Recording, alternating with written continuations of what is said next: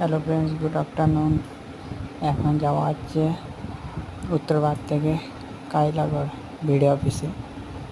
হচ্ছে মামার ছেলে ডাকছিল, আমার চলুন তাহলে কাজ আছে একটা, এবার বেরোচ্ছি। এই হচ্ছে মামার বাড়ি, বাগান, সবজি লাগানোর একটু জায়গা ছোটো করে। এটা হলো রান্নাঘর।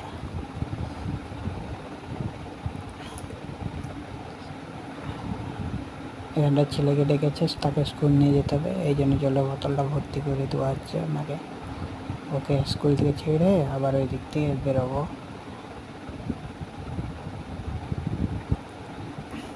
আমার ছেলের আর একটা ছেলে আছে, আর বড়ো ছেলের ওর একটা ছেলে আছে। এই হচ্ছে সে ছেলে, স্কুল যাবে এখন, রেডি হয়ে গেছে।